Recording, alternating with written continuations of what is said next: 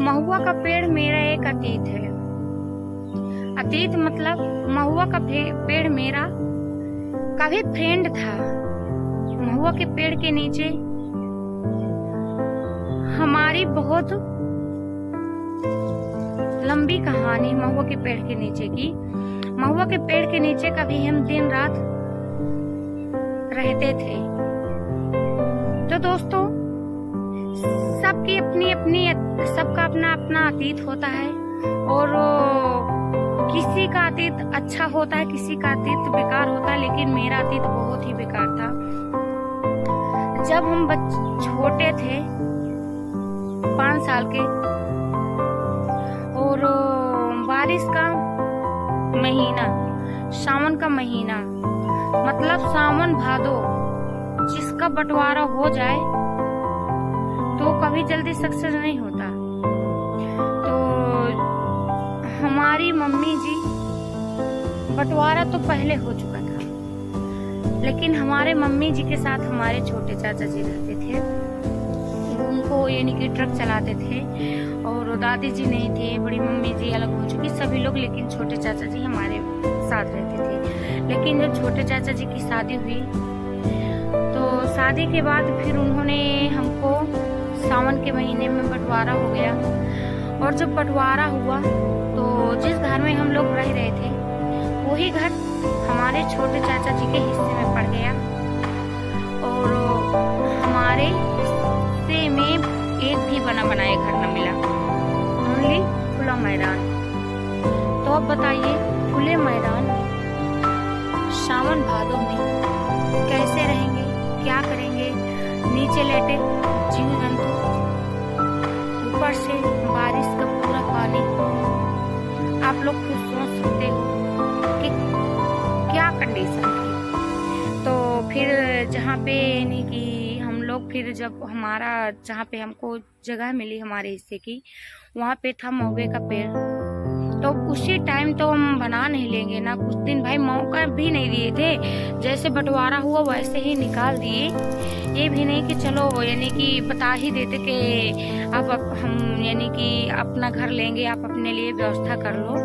तो ऐसे कुछ नहीं, डायरेक्टली जैसे बंटवारा हुआ वैसे निकाल दिए। तो खुले मैदान में जो भी हमारा था, खुले मैदान में उस समय हम 5 साल के थे। तो वहाँ पे महुआ का पेड़ था। तो महुए के पेड़ में और एक दो थूम्भी बोलते हैं, थूम्भी गाड़ करके हमारी मम्मी और पापा जी पन्नी का पहले छत्र छाया बनाए, फिर उसके नीचे सामान रखे। और फिर आप लोग जानते ही हो, जब बारिश होती है तो कहाँ जाएं, और बारिश के समय में उमस भी बहुत होती है। पहले ना हमारे पास एक हाथ पंखा तक भी नहीं था। और कब बारिश हो जाए, कितने दिन तक, 8-8 10-10 दिन तक बारिश होती रहती थी। हम 8-8 10-10 दिन तक सूखे कपड़े पहनने के लिए तरसे, गीले कपड़े ही पहन करके रहते। कपड़ों से पानी चूता रहता और पानी के कारण शरीर पूरा पानी खाती दिन रात। तो शरीर में इतने मोटे मोटे चकत्ते पड़ जाते, खुजली होती, दिन रात खुजली करते। और दवा भी कैसे करवाए जब पैसे नहीं, अगर पैसे भी तो कितना दवा करवाएं, कितना गोली खाएं, कितने इंजेक्शन लगवाएं, जब दिन रात हमको पानी में ही रहना है। और इतने के बावजूद आप लोगों को पता है कि बारिश के महीने में वैसे भी चूल्हे नहीं जलते, सूखे में जो होते वो नहीं जलते। तो फिर हम खुले मैदान में खाना कैसे बनाते, कैसे खाते। लेकिन मेरी माँ ना, क्या बताऊँ, मेरी माँ कितनी स्ट्रांग है। आज मेरी माँ इतनी स्ट्रांग नहीं होती ना तो शायद हम आज इस दुनिया देश में नहीं होते। मेरी माँ बिल्कुल से पानी चूते हुए लकड़ी में हमको खाना बना करके खिलाई है। कच्चा पक्का जो भी उनसे हुआ है वो हमको बना के खिलाई। लेकिन ये जरूर कहूँगी, माँ के हाथ का खाना खाना ही होता है। इतना मीठा लगता था, भूखे तो ऐसे हम रहते ही थे। कभी भरपेट खाना नहीं खाए हैं, कभी सुबह खा लेते तो कभी रात में खा लेते। लेकिन हम लोगों के नसीब में 2 मीटिंग खाना नहीं नसीब था। तो वैसे तो भूख का पेट दूसरा माँ के हाथ का खाना बहुत अच्छा लगता था। और वो महुए का पेड़ हमारा बिल्कुल फ्रेंड बन चुका था। महुए के पेड़ से हम सब अब कुछ अपना दुख सुख बोल लेते थे कि हे भगवान, कब हमको एक छत्र छाया मिलेगी, कब हमको सूखे कपड़े पहनने के लिए मिलेंगे, कब हमको छाया में रोटी बनाने के लिए मिलेगा, कब हमको यानी कि आटा रखने के लिए जगह मिलेगी। तो फिर धीरे धीरे हमारी माँ जी लकड़ी का पहले टट्टा बना करके चारों ओर टट्टा बांधी, एक घर जैसे लकड़ी का टट्टा बांध के बनाई। फिर जब वो लकड़ी का टट्टा बांध के घर जैसे बनाई तो खाना बना के रख देती हमारी मम्मी जी। हमको घर पे स्कूल छोड़ आते हमें और हमारी भैया जी कि हम मजदूरी करने चले जाते हैं कि मेरे बच्चे रोड पे न जाए, क्योंकि हमारे घर के सामने तो रोड चलती है कहीं कुछ होना जाए। मैं ननिहाल में फिर पढ़ी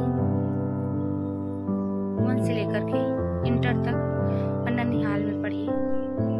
मुझे उधर मेरे नानी जी और नाना जी और मामा जी मासी जी थी, तो वो तो अच्छे से रखती थी क्योंकि उनको इधर का कंडीशन पता था।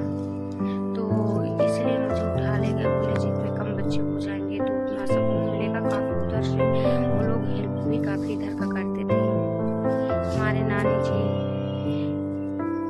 ट्रैक्टर में पूरा गल्ला, पूरा खर्च, कपड़े लत्ते, पैसे, जो घी चीनी तेल नमक होता था, सब कुछ एक ट्रैक्टर पूरा फुल भर के देती थी। लेकिन वो चलेगा तो अगर घर छत्र छाया हो, घर सही हो, रखने की जगह हो तो चले। जब खुले मैदान में ऐसे में तो कहाँ चलेगा, तो बेकार हो जाएगा। तो बस हमारी मम्मी जी मजदूरी करती और फिर खरीद के लाती, उसी को बनाती। और फिर हमारा मतलब ये नहीं, इसी तरह हमारा ननिहाल में जब हम 7 में गए तो हमारे मम्मी जी के एक छोटे भाई हमारे हुए, जो खास जन्माष्टमी के दिन हुए। और सावन में खास जन्माष्टमी के दिन 12 बजे हुए। लेकिन दुख की बात यह है कि फिर हमारे चाचा जी का एक्सीडेंट हो गया। सावन के ही महीने में एक्सीडेंट हो गया, तो सभी लोग देखने सुनने आए।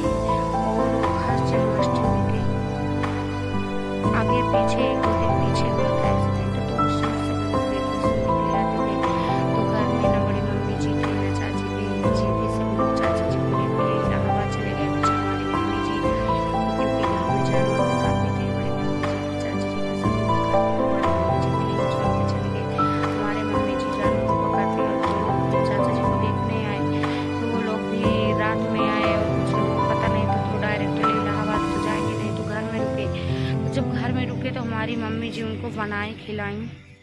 और इसके बाद जब रात्रि हो गई तो जो घर में 4 पाइयाँ थी सोने के लिए तो निकाल दी।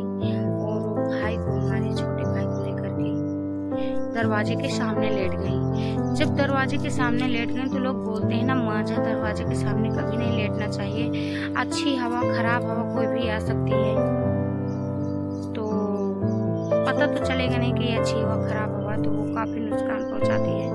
तो हमारे भाई के साथ फिर वैसे हुआ। हमारी माँ जी भाई को लेकर के हमारे दरवाजे के सामने बोरी डाल दी और लिटा दी, क्योंकि ना पंखा था, ना बिजली थी, ना पंखा था, काफ़ी उमस थी और गर्मी थी, तो उससे दरवाजे के सांसा से थोड़ा हवा आती थी तो कुछ राहत थी। तो जैसे सुबह के 4 बजे हमारे भाई का पेट दर्द करने लगा। सुबह टाइम था, जन्माष्टमी, तो सुबह से हमारे भाई का पेट दर्द करने लगा।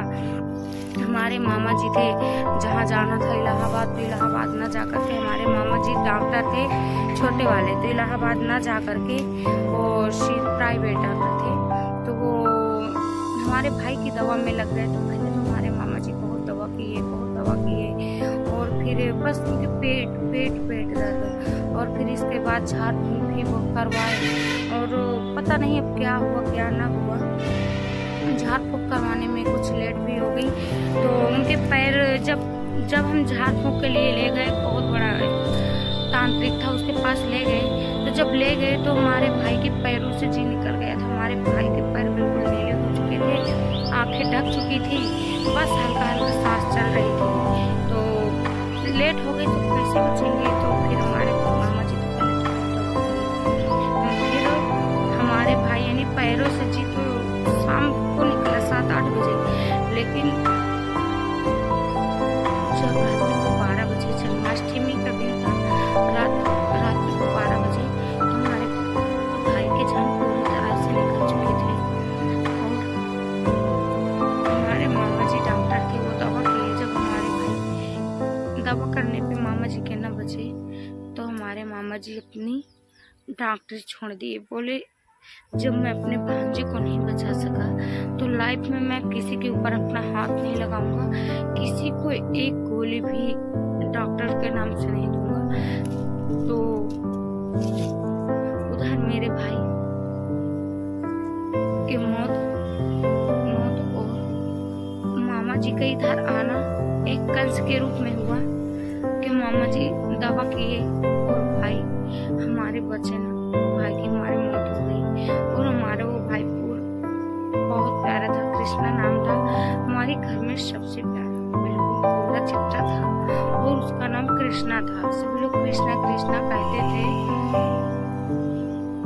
जन्म भी उनका जन्माष्टमी के दिन 12 बजे रात को हुआ था, और जब उनका अंतिम समय हुआ तो जन्माष्टमी के दिन 12 बजे रात को हुई। तो दोस्तों मैं तो बहुत कठिनाइयाँ झेली, बहुत दुख देखे, बहुत गरीबी झेली। मेरे जैसे गरीबी हो दुख दे कोई नहीं देखा होगा। तो आज जिस कंडीशन में है दोस्तों, बहुत खुश है। आज कम से कम हमारे पास 3 वक्त का खाना, तन ढकने के लिए कपड़ा है।